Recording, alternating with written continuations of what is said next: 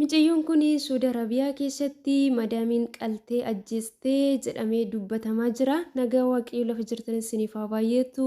Hordoftoonni chaanaalii kiyyaa akkam jirtu nagaa keessanii. Annagaara isiniin jedha isinis lafa jirtanitti nagaa taadhaa hamaan tokko isinin argatin isiniin jedha obboloota kooyi. Har'aa dhugaa dubbachuudhaaf hedduu tokkoon gaddi kunis baay'ee laphee namaa miidha jechuudha. Keessumaa jechuudha obboloonni keenya biyya Saudi Arabiyaa keessa jiranii hedduu isaanii lubbuu isaanii dhabaa hedduu isaanii immoo jechuudha otoo lubbuuf foon isaanii wal keessa jirtu nyaata dhabuudhaan akkasumas immoo manatti tol seenanii balbala itti cufuudhaan kaasaanii reebicha hamaa keessa kan isaan jiran isiniin jedha obboloota koo. Mucayyoon kun dhalattuu Arsii Lixaa Aanaa Dodolaa kan jedhamtu keessatti maqaa ishii Fatihaa jedhamti.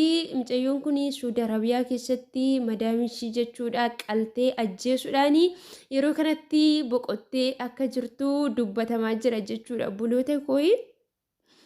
Inyaannaa of jijjiirraa buritti nama taanaa maatii keenya jijjiirraa obboloota keenya jijjiirraa jennee biyya keenya irra baanee jechuudha akka sareetti amma sareellee gahuu dadhabne jechuudha biyya namaa kana keessatti sareen kabaja qabdi jechuudha dhugaa rabbii garuu ilmoon namaa jechuudha mana namaa keessatti kabaja dhabe jechuudha.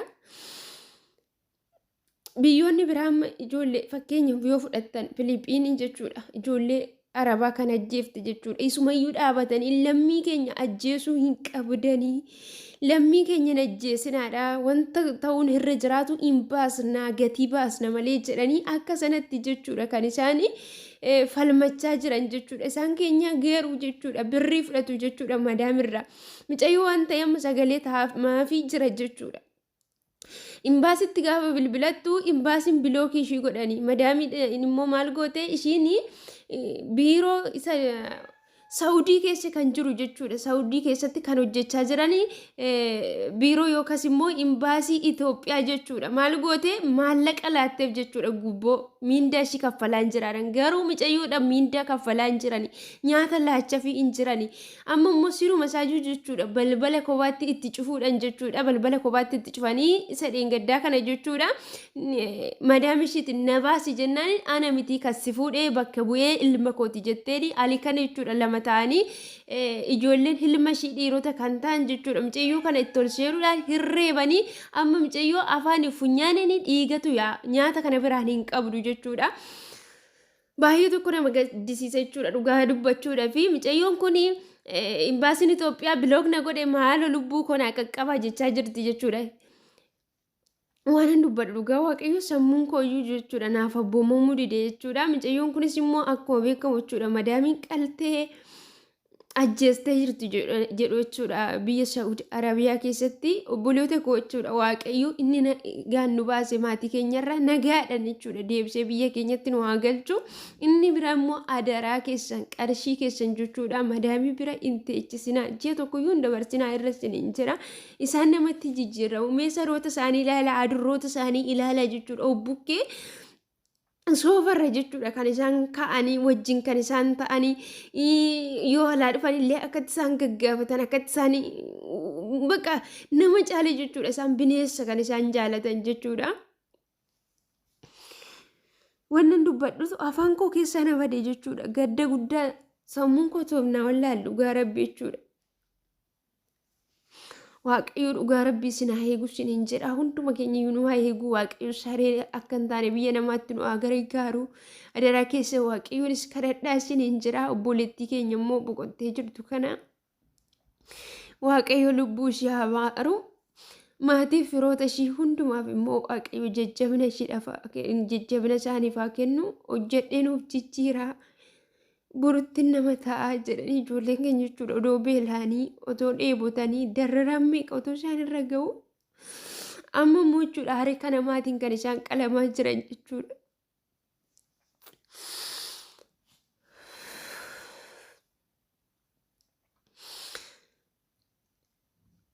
Dhugaa dubbachuuf warri biiroo keessa hojjettan karaa kallattii kamiiniyyuu haa ta'u jechuudha rabbi uumaa keessan yoo sodaattan sagalee kana akka carraa yoo dhageessa sheeriidhaanis haasin bira ga'u jechuudha.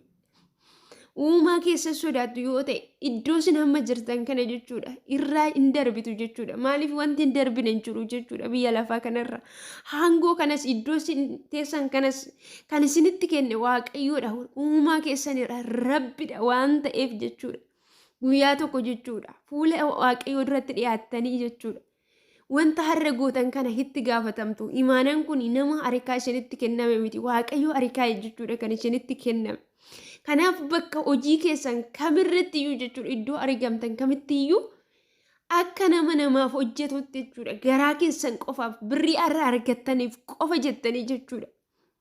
Dhala namaa lubbuu namaa dabarsitanii illaatina adaraa keessan imaanaa kana waaqayyootu isinitti kenne waan ta'eef iddoo waaqayyoo isin kaa'e kana hin wallaalina. Iddoo waaqayyoo isin kaa'e kana borutti akka itti gaafatamuuf jirtan maaliif akka gootan jechuudha. Jireenya irraa kun akka darbu jechuudha yaadachaatii adaraa keessan iddoo hojii keessanitti wanta achi kaawwamtaniif hojjedhaa. Otoo obboleettii kee yookiis immoo dhala kee otoo ta'ee itti yaadi jechuudha. Ilmoon namaa yeroo jechuudha biyya namaa keessatti dararamte gola namaa keessatti miindaa malee bishaan midhaan malee yeroo jedhametti immoo kabalamaa yeroo jedhametti garafamaa kallattii adda addaatiin jechuudha. Halkan irra dhabdee guyyaa dhaabachiisatti oolte waaqayyo sin gaafata. Waan nafsuu fi waan dhiisutu sammuu koo keessa nama badee dhugaa rabbii gadda guddaatu natti dhaga'ame. Obboloota koo obboloonni gola namaa keessa jirtan biyya garaagaraa keessa biyya harabaa kamiyyuu kan jirtan jechuudha. Adaraa keessan otoo fayyaa qabdanii otoo wanti tokko isinirra hin geenye jechuudha nagaadhumayyuu otoo jirtanii jechuudha jaruma wajjin iyyuu akka carraa ta'ee too'ii onlaayinii irra dhabamuu dandeessu. Balaan tokkollee isin mudachuu danda'a yookiis immoo maatii wajjin jiraattan wajjin wanti tokko isinitti dhufee too'ii onlaayinii kanarraa dhokachuu dandeessu bilbilli isinirraa fuudhamuutii danda'a jechuudha. Kanaaf iyyuu adaraa keessan jechuudha firoota itti dhiyaattan nama isin gargaaruu danda'u tokkotti lookeeshinii keessan ergadhaa jechuudha. Iddoo jirtan lakkoofsa manaa biyya jiraattan keessatti naannoo kam lakkoofsa manaa darbaatu jechuudha. Lakkoofsa madaamii keessanillee bakka saba keessa jiraattan sana maatii keessa yookiis immoo namoota isin gargaaruu danda'an obboleessa keessanis haa ta'u abbaa keessanis haa ta'u obboleettii keessanis haa ta'u kennadhaa jechuudha lafa dura jechuudha. Namoonni immoo jechuudha lookeeshinii ergachuutii hin beekne lookeeshinii ergachuutii hin dandeenye aaraa kan dhuftanii koomentii jalatti naa barreessa viidiyoo isiniif waraabuu nan danda'a jechuudha. Lookeeshinii yeroo hundumayyuu ergamee too'ii isin jala akka hin bannetti maatiin keessan gaafa isin dhaban hafuura keessan bakka akkasii jirti mucayyoon koo bakka akkasii jira mucaan koo na barbaada jedhanii namoota jechuudha isin barbaaduu danda'an namoota aangoo keessa jiranillee jechuudha. Namoota isin barbaachisfachuu akka danda'anitti obboloonni keessan maatiin keessani akkamitti akka ergachuu hin beektan yoo ta'e natti himaa jechuudha viidiyoo isiniif waraaba jechuudha.